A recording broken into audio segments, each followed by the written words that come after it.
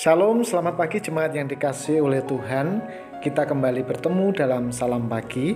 Bapak Ibu, mari kita melanjutkan pembacaan Alkitab kita di dalam kitab Imamat pasal yang ke-7. Inilah hukum tentang korban penebus salah. Korban itu ialah persembahan Maha Kudus. Di tempat orang menyembelih korban bakaran, disitulah harus disembelih korban penebus salah, dan darahnya haruslah disiramkan pada mezbah itu sekelilingnya. Segala lemak dari korban itu haruslah dipersembahkan, yakni ekornya yang berlemak dan lemak yang menutupi isi perut, dan lagi kedua buah pinggang dan lemak yang melekat padanya yang ada pada pinggang, dan umbai hati yang harus dipisahkan beserta buah pinggang itu. Haruslah imam membakar semuanya itu di atas mezbah sebagai korban api-apian bagi Tuhan. Itulah korban penebus salah. Setiap laki-laki di antara para imam haruslah memakannya. Haruslah itu dimakan di suatu tempat yang kudus. Itulah bagian Maha Kudus. Seperti halnya dengan korban penghapus dosa, demikianlah juga halnya dengan korban penebus salah. Satu hukum berlaku atas keduanya. Imam yang mengadakan pendamaian dengan korban itu, bagi dialah korban itu. Imam yang mempersembahkan korban bakaran seseorang, bagi dia juga kulit korban bakaran yang dipersembahkannya itu. Tiap-tiap korban sajian yang dibakar di dalam pembakaran roti dan segala yang diolah di dalam wajan dan di atas panggangan adalah bagi imam yang mempersembahkannya. Tiap-tiap korban sajian yang diolah dengan minyak atau yang kering adalah bagi semua anak-anak Harun. Semuanya dapat bagian. Inilah hukum tentang korban keselamatan yang harus dipersembahkan kepada Tuhan.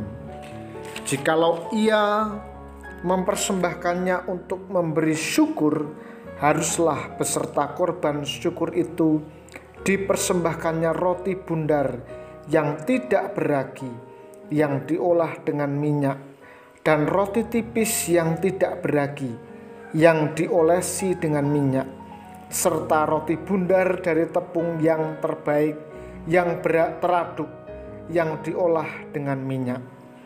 Ia harus mempersembahkan persembahannya itu beserta dengan roti bundar yang beragi, di samping korban syukur yang menjadi korban keselamatannya. Dan daripadanya, yakni dari setiap bagian persembahan itu, haruslah dipersembahkannya satu roti sebagai persembahan khusus bagi Tuhan. Persembahan itu adalah bagian imam yang menyiram darah korban keselamatan, dan daging korban syukur yang menjadi korban keselamatannya itu haruslah dimakan pada hari persembahannya itu. Sedikit pun daripadanya janganlah ditinggalkan sampai pagi. Jikalau korban sembelihan yang dipersembahkan itu merupakan korban nazar atau korban sukarela, haruslah itu dimakan pada hari mempersembahkannya, dan yang selebihnya boleh juga dimakan pada keesokan harinya. Tetapi apa yang masih tinggal dari daging korban sembelihan itu sampai hari yang ketiga haruslah dibakar habis dengan api. Karena jikalau pada hari yang ketiga masih dimakan dari daging korban keselamatan itu, maka Tuhan tidak berkenan akan orang yang mempersembahkannya, dan korban itu dianggap batal baginya, bahkan menjadi sesuatu yang jijik, dan orang yang memakannya harus menanggung kesalahannya sendiri. Bila daging itu kena kepada sesuatu yang najis, janganlah dimakan, tetapi haruslah dibakar habis dengan api. Tiap-tiap orang yang tahir boleh memakan dari daging korban itu. Tetapi setiap orang yang memakan daging dari korban keselamatan yang untuk Tuhan, sedang ia dalam keadaan najis, haruslah nyawa orang itu dilenyapkan dari antara bangsanya. Dan apabila seseorang kena kepada sesuatu yang najis, yakni kepada kenajisan berasal dari manusia, atau kepada hewan yang najis, atau kepada setiap binatang yang merayap yang najis, lalu memakan daripada daging korban keselamatan yang untuk Tuhan, maka haruslah nyawa orang itu dilenyapkan dari antara bangsanya. Tuhan berfirman kepada Musa, katakanlah kepada orang Israel, segala lemak dari lembu, domba ataupun kambing janganlah kamu makan. Lemak bangkai atau lemak binatang yang mati diterkam boleh dipergunakan untuk segala keperluan, tetapi jangan sekali-kali kamu memakannya. Karena setiap orang yang memakan lemak dari hewan yang dipergunakan untuk mempersembahkan korban api-apian bagi Tuhan, nyawa orang yang memakan itu haruslah dilenyapkan dari antara bangsanya. Demikian juga janganlah kamu memakan darah apapun di segala tempat kediamanmu, baik darah burung-burung ataupun darah hewan.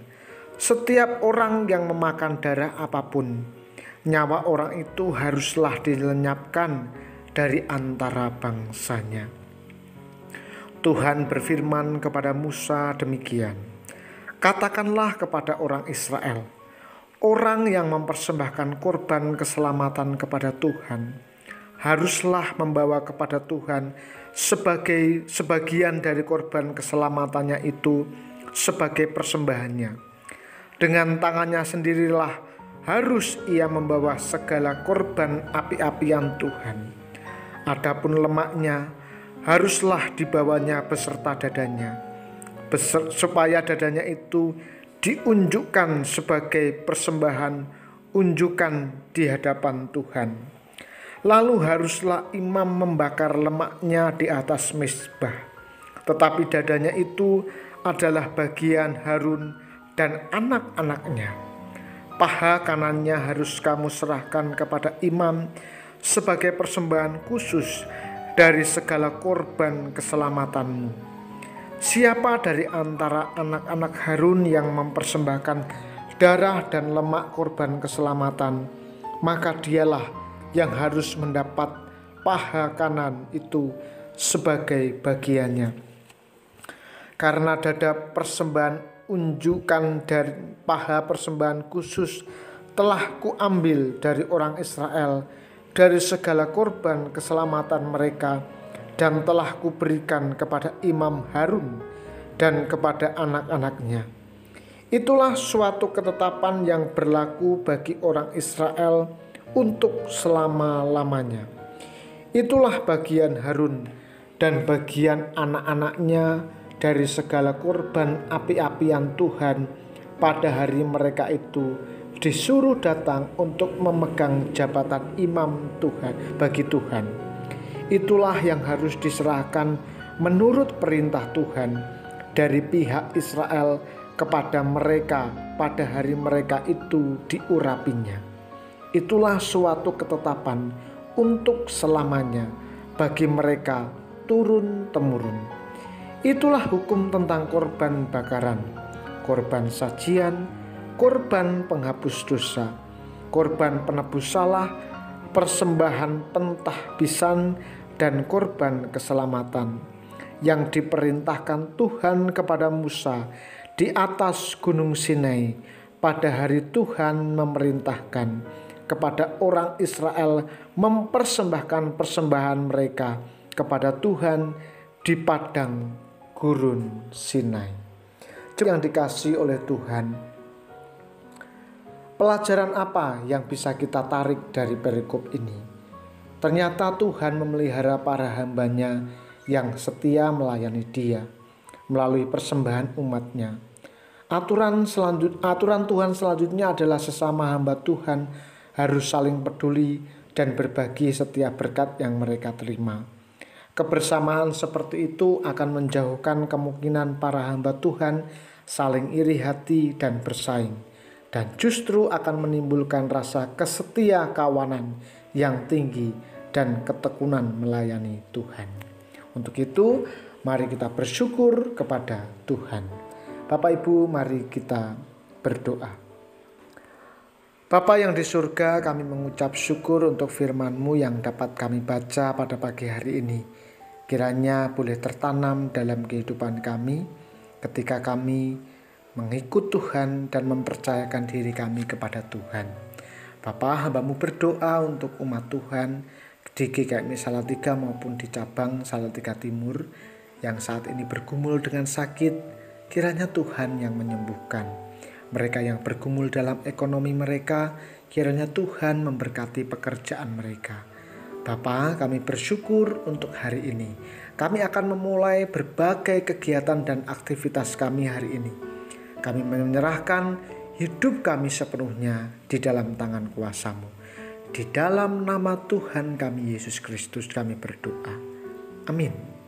Tuhan Yesus memberkati.